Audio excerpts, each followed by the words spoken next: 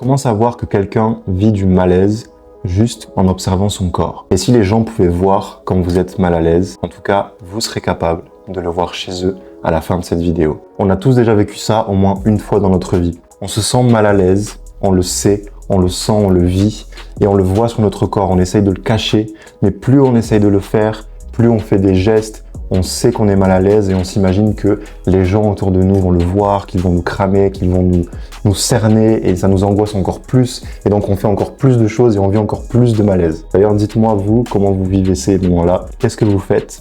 Qu'avez-vous tendance à faire quand vous êtes mal à l'aise ou que vous vivez du stress? En fait, le corps réagit quand on vit du malaise, mais peut-être pas comme vous l'imaginez. Donc aujourd'hui, on va voir 3 règles d'observation simples pour vous permettre d'observer le malaise dans vos relations, qu'elles soient professionnelles ou personnelles.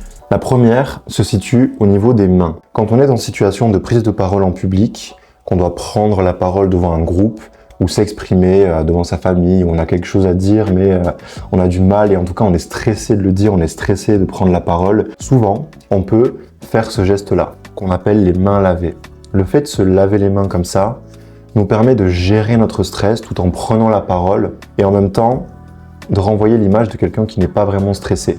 Mais en fait, la personne qui fait ça vit une sorte de malaise. Maintenant, la nuance, une personne qui sera plutôt ici avec les poignets vers le haut, c'est pas tant du malaise mais de la difficulté à dire. J'ai un message à vous faire passer, mais voilà, j'ai du mal à le dire, je sais pas comment l'exprimer. Mais ici, horizontalement, imaginez qu'en démarrant cette vidéo, vous m'ayez vu comme ça, vous savez, vous sentez qu'en fait, il y a la présence d'un malaise, d'accord? La deuxième clé, très intéressante, ça va être d'observer comment la personne utilise l'environnement, les objets autour d'elle. Elle va par exemple utiliser ses bijoux, en même temps qu'elle vous écoute, vous la voyez comme ça. D'utiliser les bijoux comme ça permet 2 choses. La première, c'est un retour sur soi.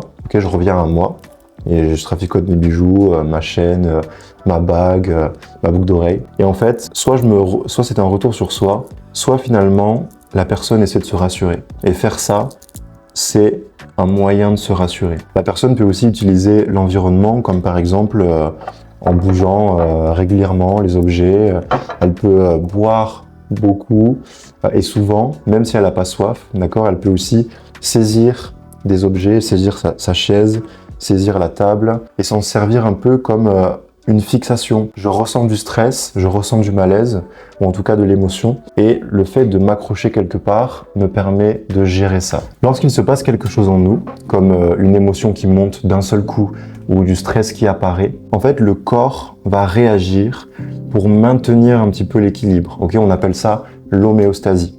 Donc quand vous vivez une perturbation émotionnelle, quelle qu'elle soit, le corps peut bouger de plein de façons. On va dépenser en quelque sorte des calories pour rétablir cet équilibre. Donc la personne peut par exemple bouger énormément sur sa chaise, se repositionner.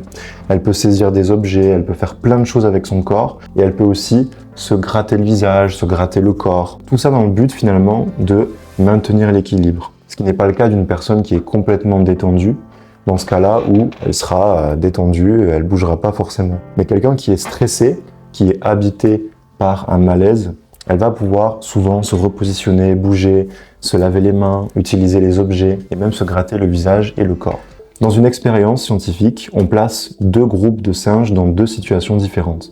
Un premier groupe dans une situation plutôt tranquille, un environnement familier, et le deuxième groupe dans une situation un peu plus dangereuse ou en tout cas qui laisse apparaître la possibilité d'un danger. Par exemple, on leur fait entendre des cris de troupes, de tribus ennemies ou des choses comme ça. Et on remarque que dans la deuxième situation, dans le deuxième groupe, celui qui vit des situations potentielles de danger, eh bien les singes se grattent beaucoup plus le visage, par exemple, que le premier groupe. Et c'est pareil pour nous. Dès qu'on est dans une situation où on est perturbé émotionnellement, quelque chose vient perturber notre équilibre intérieur, si j'ai envie de dire, eh bien on va avoir tendance à se gratter le visage, même quand ça ne démange pas. Et pourtant, on se gratte quand même, parce que ça nous permet de rétablir en quelque sorte l'équilibre. Il n'y aurait pas autant de malaise s'il n'y avait pas autant d'amateurs de malaise. Valéry Giscard d'Estaing.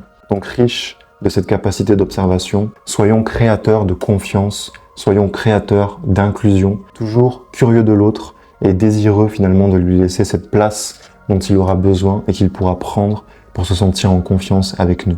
Grâce au non-jugement, grâce à la bienveillance, grâce à l'écoute et au questionnement. Si vous souhaitez aller plus loin sur ce sujet, cliquez sur le lien dans la description. J'aurai une surprise pour vous, ou sinon likez cette vidéo et abonnez-vous si ça vous a plu. Quant à moi, je vous dis merci et à très vite pour un prochain moment ensemble. À bientôt.